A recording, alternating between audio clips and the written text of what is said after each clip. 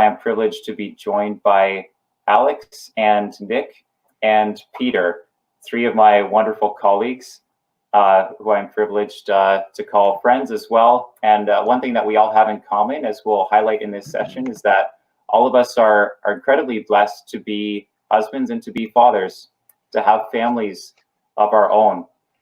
So I don't want to give away too many details for the others. So I'm going to allow each of us to introduce ourselves and just briefly mention what our role is at CCBR for those who may not know. So Alex, how about we start with you? Sure. Yeah, my name is Alex van der Boonhorst, and I'm stationed here in the Calgary office, so CCBR's Calgary office. And my main role is internship director. So for those of you who had tuned in a couple hours ago, we were talking about the internships and how that's one of the main ways that we get a lot of our activism done. Teams of young people joining us to work full-time for 2 or 4 months. And so my job is internship director to provide the training to facilitate the activism that these young people do to reach people with the truth of abortion. So yeah, I work here in the Calgary office and I run the internships that happen in Calgary. Excellent. And what about you, Nick? My name is Nick Rosendahl. I am the president of CCBR. I'm a chartered professional accountant. I am married to Micah, and my wife and I have 5 beautiful children. Thank you for sharing that. I do enjoy seeing your children also. And Peter, what about you? Hello, everyone. My name is Peter Boss. I do a number of things here at CCBR. Hold a variety of roles right now. I'm doing a lot on the social media side of things. We're on 6 different platforms, so make sure to find us where we are. I'm also a ministry student at Redeemer University. I'm married to my wonderful wife, Alyssa, and we have a pretty awesome 10-month-old son. Excellent. Yeah. For those who do not know or maybe missed the last session, my name is Jeremy. People call me Jer. I work in CCBR's Mississauga office as our Eastern Operations Coordinator, driving our truth truck, helping out with volunteers and a few other tasks. I'm privileged to be married and have 2 children, one who is still in the womb right now. And Alex, do you want to mention about your family a little bit briefly? Yeah, of course. I realize as you guys were introducing that we're supposed to introduce that as well. Yeah, I'm blessed to be married to Megan, and we have 2 children. Lydia is just over 1 year old, and then she's about 15 months. And then we have baby B on the way, and he or she should arrive sometime in the next couple of weeks. So that's pretty exciting. Baby B, does that mean that you would like to share the new child's name with us right now? No, thank you. And we don't know if it's a boy or girl, so we can't. Okay, I understand. If some people like this, yeah, that's okay. All right, for those who are watching right now, again on Facebook live stream or on YouTube, if you have any questions about this session, please do chime in and we'll see if we can get to them to answer them. The title of our session here is Saving Babies While Supporting a Family. Each of us in some capacity have worked full-time for CCBR as a full-time job, not having another part-time job on the side, but doing this in the capacity of seeking to provide for a family, to raise a family, while doing this as our 40 hours or 40 plus hours a week work. So if you have any questions, please feel free to type them in. Full-time, when you consider what it means to be full-time, you know, it means it takes up your day-to-day week that at least from Monday to Friday, day in and day out, you go into work on the pro-life front. And the reason why we need to do that is because abortion happens full-time. You might even say it happens overtime. I don't think abortion stops on the weekends. That with 270 to 300 roughly abortions every day, you know, up to 100,000 every year in Canada, abortion is a full-time killing of children. And because it happens so often, so consistently, it requires those who are willing to dedicate themselves consistently, day in and day out, sometimes on weekends, sometimes in evenings, whatever it requires, to be speaking out against it, to be pushing back against this mindset, against this regime of abortion on demand in Canada. So I hope for the next while to be sharing with you, we hope to be sharing with you what compelled us to join full-time work in the pro-life movement.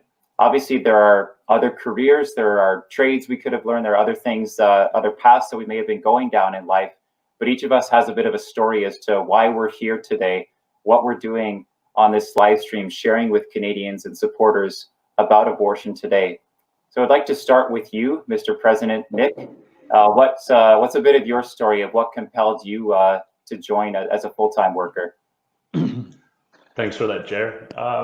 So this goes back 8 years now, the summer of 2012, and CCBR was launching the new abortion caravan.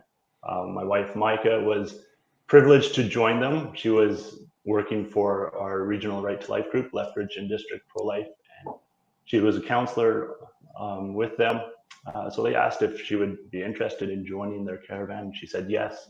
I, at the time, was studying for my UFE, which is the big exam for chartered accountants to become a chartered accountant. So I was still a student at the time. So I was taking the summer months off and busy studying for 3 months when she went on that. And then later that summer, we were privileged to join the Calgary crash course. And I remember Greg Cunningham, the director from CBR, coming up and doing a talk. And he really emphasized, one of the quotes that stuck with me was that there are more people working full-time in the abortion industry than are working full-time against the abortion industry. And that really resonated with me because Greg, as a professional himself, he's a lawyer, he's a colonel in the Air Force. He's got quite an impressive resume. And he really impressed upon me that it's not just pro-life activists. We're all pro-life activists in a sense, but we also needed professionals to join the movement with a specialized skill set. So I took that home with me, and then Micah came back from the caravan, and we were talking about it. And then, of course, they asked and said, "Hey, we really need some help, management-wise, accounting-wise. Your degree, your profession would be very helpful for our organization." And we took the plunge, and it's worth mentioning that a number of our staff have left different careers and joined the movement. Yvonne, our fundraising director, who's on maternity leave. Alex, you have your own story to share. Loretta also, and I want to just give a shout out to Loretta, who's organized this whole live stream today. A little over a year ago, she was in the optical industry, and we approached her and said, "Hey, would you consider stepping away from your career and joining our fundraising team?" And she did, and she's been doing some amazing work for us since then, and we're so blessed to have her on our team, and that goes for so many people on our staff at the moment. Yeah, that's a bit of how we got involved. Thank you for sharing that, Nick. We also want to echo that appreciation for Loretta. Boy, she has put a lot of work into this, and she brings a good degree of life and enthusiasm to our fundraising and to our staff in general. Thank you very much, Loretta. Alex, I would love if you could share a little bit about your story of, as Nick mentioned, you also left another possible career and made decisions to come this way. How did that work out? Yeah, for sure. Yeah, sort of like with Nick, it's a bit of a story. So if I go back to even in high school, yeah, I was raised in a Christian pro-life family, so I was pro-life, but the idea of being actively involved is something that really wasn't a part of my worldview. I was obviously pro-life against abortion, but it was just one of the many views that I held. It wasn't really anything more than that. In high school, I didn't know what I wanted to do for a living. I didn't want to just go into general studies university because that would cost a lot of money. And if I didn't know specifically what I wanted to do, I thought I would just wait and just start working instead. So I started working in a mechanic shop, local mechanic shop, because I figured that would be a good skill set to pick up. And then I could, while working as a mechanic, I could figure out what I wanted to do from there. So ended up working there for quite a while, 9 years there. So I spent about 9 years working there in the mechanic shop. And towards the end of that time, I was leaning of going one of two ways. I was thinking of either maybe buying out part of the business and becoming one of the co-owners, because I had a really good relationship with my boss and it was a great place to work and I enjoyed the work. So that was the one option I was considering. The other option was maybe going to university and becoming a high school teacher. So it's kind of tossing up those two options. Wasn't really sure which way to go. Again, not even this, I wouldn't have had the slightest clue that I'd end up working in the pro-life movement at that point. It never even entered the realm of possibility. But I had a friend who invited me to CCBR's Florida trip. So CCBR does the Florida Abortion Awareness Project trip every year in February. And it's a great way for new people to get involved in the movement. And I'll skip some of the details to keep it short. But anyways, my friend invited me to go to that trip. And along with the invitation was a little video clip. And a volunteer who'd gone on the trip was sharing her story. And she said, so the volunteer was saying, she was talking to a bystander. The bystander was starting to understand the reality of abortion. And then the bystander said to the volunteer, wait a minute, if what you're saying is true, and there's this many children being killed each year, why isn't there more people doing something about it? And that really hit me. It wasn't like a big emotional moment. It was just a recognition. Yeah, if this is true, if these are actual little children being killed, if they're real little boys and little girls and they're actually being killed, why aren't there more people doing something about it? That applies to me as well. I guess I better sign up. So I went on the trip. It was terrifying because I had no background in this at all. But again, with the training and using the abortion victim imagery, I saw that people were changing their minds, even though I had no experience in it. And so spending a week in Florida doing that really drove that initial conviction home. If this is real, why isn't there more people doing something about it? But then that combined with the fact that we could actually make a difference here. The pro-life movement wasn't just some good cause that you could be faithful in. You could actually make a difference. You could actually save lives by changing people's minds. And that made it seem worthwhile to keep going. So then when I got back, I started volunteering with the local group in Lethbridge. And as Nick sort of alluded to, Micah was actually one of the leaders of that group. So I started volunteering there as much as I could. And at that point, right around the time I started volunteering is when Nick and Micah were both looking at working full-time for CCBR. So Micah needed somebody to replace her in her leadership position there, running the little local activism group in Lethbridge. So that's when she approached me, asked me if I wanted to take over leadership there. Again, that was really scary because I'd only been volunteering for a couple of months and I have to be in charge. But I thought about it and I thought, well, if I have that responsibility, then again, just going back to that same thing that brought me into it in the first place, these are actual kids that are being killed. And so I have responsibility to do something about it. I have responsibility to do everything that I can. So I talked to my mechanic boss and he, shout out here to Wayne Brower. He's the one I talked to at the time. And I asked him, I said, well, here's the deal. I've been volunteering for a bit, and he was supportive of that because he's pro-life. And so I said, I've been approached if I can take over leadership of this group. Can I work 4 days a week for you and then 1 day a week for Lethbridge Pro-Life? So that's what I ended up doing. For about a year, I worked 4 days a week in the mechanic shop, and then 1 day a week helping the local volunteers in Lethbridge do the CCBR projects there. So I did that for about a year. And at that point, I was still single and I didn't have a whole lot of responsibilities.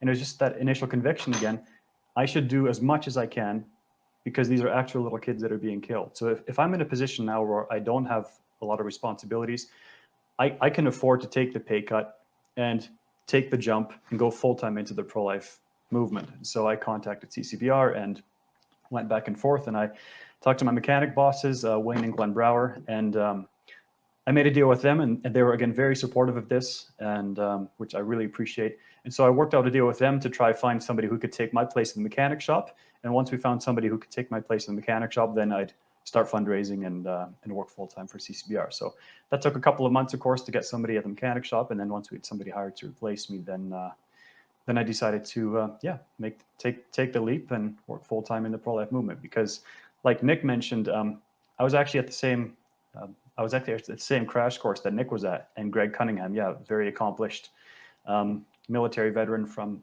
the United States. He was just making such a clear, simple case. He said there's more people working full-time to kill babies than there is to save babies, right? And again, these are real children. And so that was kind of what got me. That's kind of a long story, but that's how I ended up working full-time for CCBR, just that initial responsibility, right? These are real kids. We need to do something about it. I was in a position that I could, and so I took the leap. Absolutely, yeah. Thank you for sharing that. It reminds me of the story of Thomas Clarkson, who was one of the abolitionists in Britain, who once he realized that if the atrocities of the transatlantic slave trade were real, if this is real, then somebody needs to do something to stop them. And I sure am glad that you did join, because you were Peter and I's internship director. That's right. In 2015 in the summer. So you played a role 5 years ago in being involved. Yes. I want to ask a question more specifically to Alex and Nick, as you've both been involved for some longer years, not that long, but a few more years than us in the movement. Have you ever felt pressure in your position to switch back to a different job when it seems like, it would be a lot easier to not be in the pro-life full time, to not have to depend so much on support raising? Wouldn't it be easier to have a more stable income? I have children, I have multiple children, can you speak to that a little bit, please? Sure, I can speak to that a bit. Like throughout the 7 years that I've been with CCBR, I've had a number of job offers and things like that. So has it never entered my mind? No, but not nearly as much as it did from the onset. So when we were approached initially in 2012 to join the team, I already had a pretty large and new mortgage at the time. We had 2 children, so I had a family and a wife to care for and provide for, and I was leaving a pretty good career to start with as a chartered accountant.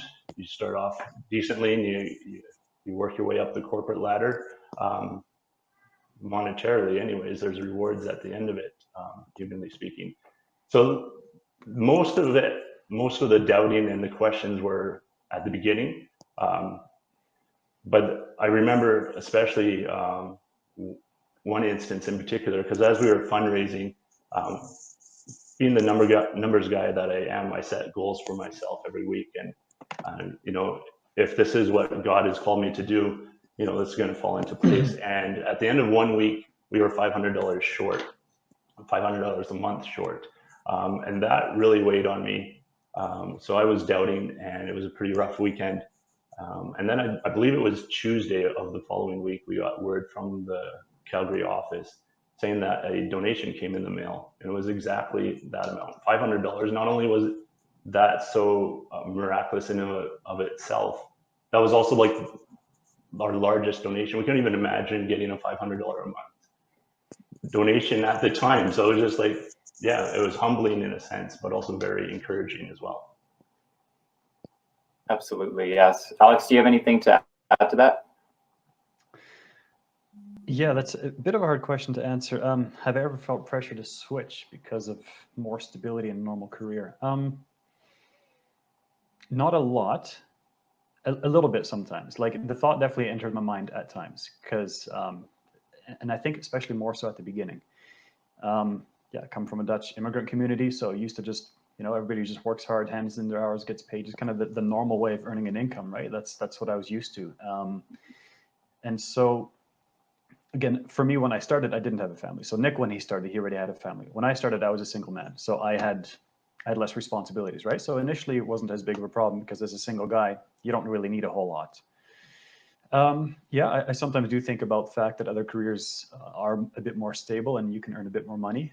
But the thing is, kind of 2 things that contribute here. One is, we've already talked about that quite a bit, is just what are we doing here? We're working full-time as professionals, trying to be as good as we can at saving as many kids as we can. That's a really big deal. That's worth making at least some sacrifices for, right? The other thing is, I have a fantastic team of financial supporters who enable me to do this full time. And I've seen over the years that they've really stuck with me and with us. And such that I have a lot of confidence that financial support will be there to allow me to continue doing this full time as a professional.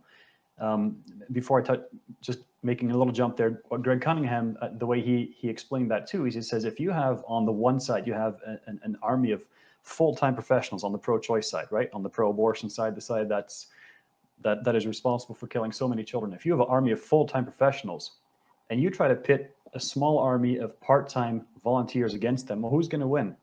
I mean, humanly speaking, if you just take human factors into account, the big full-time guys are going to win every time. And that's how he was making the case for we need on this side, we also need a full-time dedicated professional group that can actually have the resources, the manpower, the time in order to fight that. So kind of keeping that whole big picture in mind, and then realizing that what we're doing is fighting to save the lives of children, I find that really is a very powerful motivator.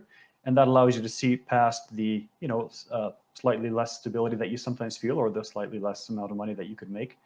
But echoing what Nick said too, the Lord has provided, and our supporters have been very faithful. Due to the COVID-19, we've had a few supporters had to drop off, and we're praying that the Lord would take care of us. And within a very short time, we had some other supporters seemingly out of the blue just join our support team, and it was just remarkable to see how we were being taken care of. So yeah, it's kind of a long answer to a short question. So I'd say short answer, no, not really, because there's lives on the line, and I can make enough to provide for my family, and that's enough.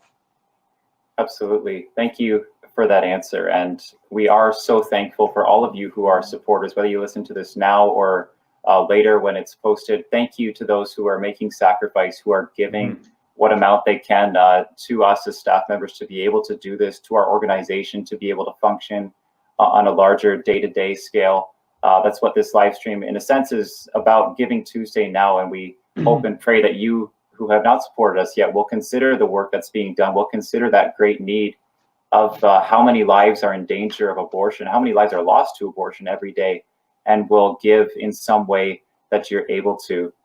I want to make one point clear to those who are listening, especially perhaps men, fathers, that not everybody is called to this work. And we understand that. We understand that not every man is called to quit whatever job they're doing and go full-time into pro-life missionary sort of work. Not all of us can do this, but some of us are called to. Some of us are supposed to be doing this kind of work. We need people in many fields and areas making a difference, building God's kingdom in different areas, but we do need people who will labor consistently and use their gifts and their talents against abortion. So that is something to consider. Peter, I want to switch over to you, who've been waiting over there quietly. Why do you decide to keep returning? You've had some seasons of being at CCBR and then taking some time off. So just would love to hear your thoughts on why you even consider coming back to this, why you consider full-time work now that you have a wife and child yourself. Yeah, for sure. I talked about it a little bit this morning during this session that I had with Alex on the internships. I've been around CCBR since 2014, worked full-time since 2015 to, I believe, 2018, and then part-time off and on since then. And you asked, why do I keep returning, Jer? I think I would say there are two big reasons. Number one, abortion keeps happening. It's quite easy for me to lose conviction by shutting out that conviction. By backing away, by turning my back. It's easy for me to forget what's actually happening every single day, hundreds of times across this country, and with my tax dollars.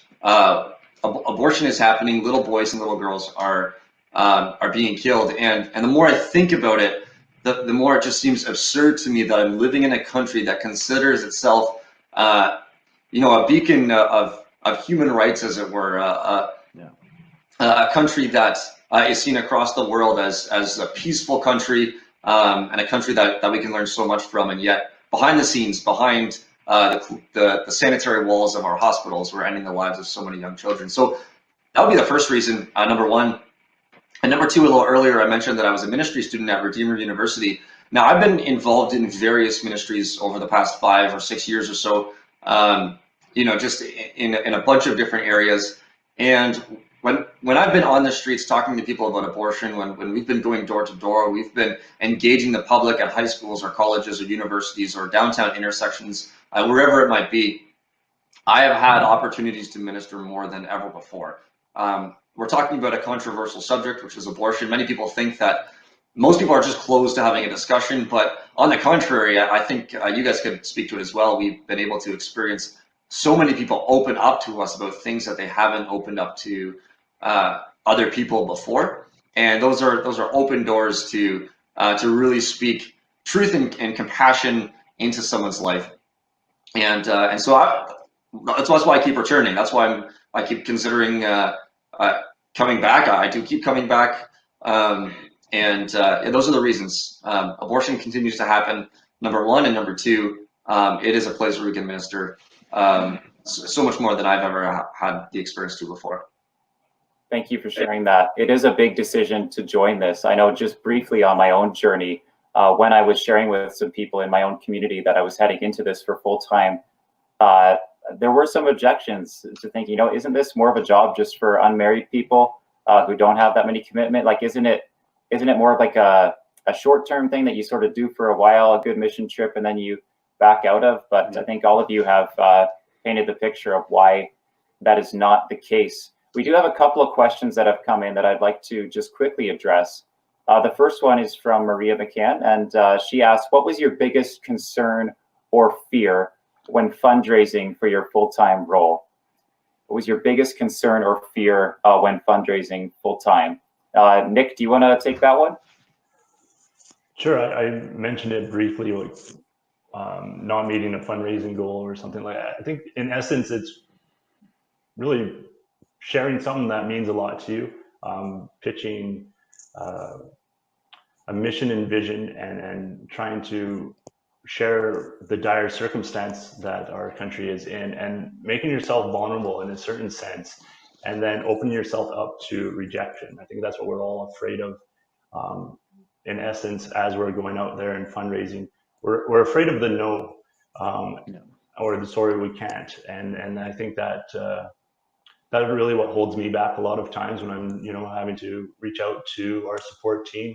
But it's really, once you get out there and you start making those connections and establishing those relationships, it's really a special journey to be on. Over the last 7 years, Micah and I, we've had over 90 people on our support team. Currently, we have about 70 people on our support team. So we have a huge network of people that we've gotten to know, we've established a relationship with.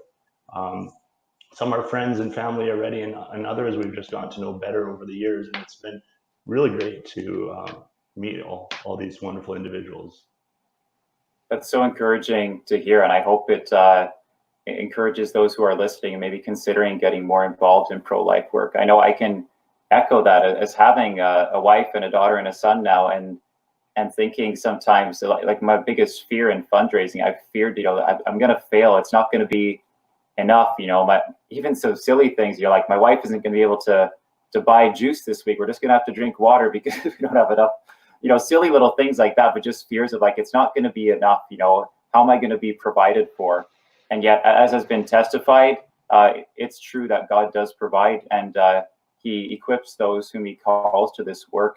And thankfully, through that, through the means of so many supporters, we are able to continue in this work. And it is encouraging, just even some of our stories as it has come up, that some people are pro-life but not really aware of the abortion situation that much, or what is being done to go against it. And that when you do go out and ask people for support and ask our communities for help, there are so many who are willing to give. There are many who are ready to give and contribute to this work.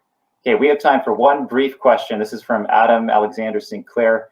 And he just asked, what would you say to part-time volunteers on whether they should make the jump to full-time fundraise-based activists? Peter, do you have any words to share on that? Yeah, Jared, I was looking at that question and thinking about you mentioning Thomas Clarkson earlier. And I think, when I think about this question personally, I have to put it in perspective.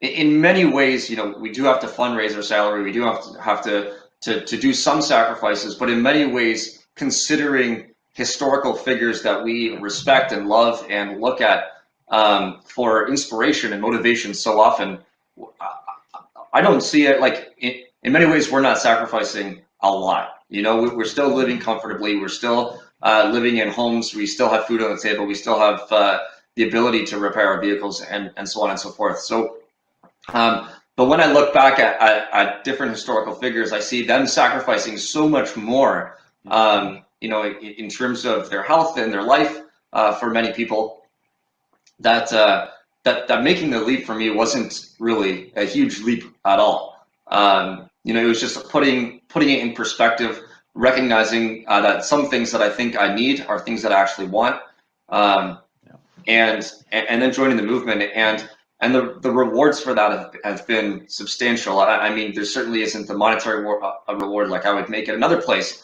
but in terms of friendships, in terms of experiences, in terms of being on the streets and seeing people change their minds, in terms of knowing that children are alive today because I decided to go out and show an image and have a conversation with someone, which is a difficult thing to do, is far more worth it than a few extra dollars in the bank. So I don't know if you guys, the rest of you guys can touch on that as well.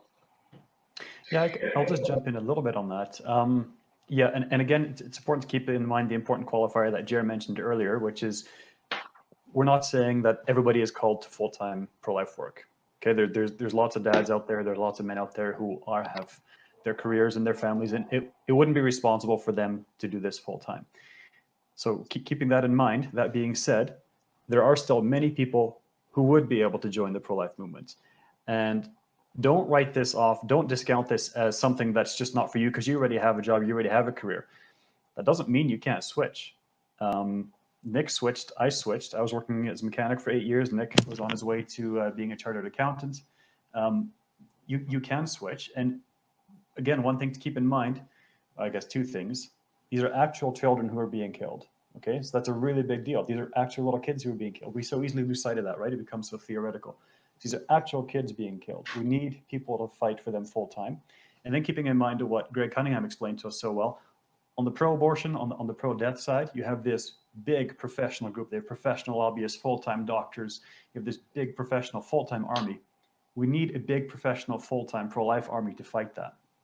And so even if you already have a career or a job, don't let that, like, don't just write the option off. Like, still seriously consider, how can I get involved? Can I make a switch? Can I go full time? You probably could, actually. So I'd say don't discount it just because you've started on another path. It's a big deal, and we need more people, and we're seeing results. The Lord is blessing our work, and we're seeing lots of people changing their minds and babies being saved. It's absolutely worth joining.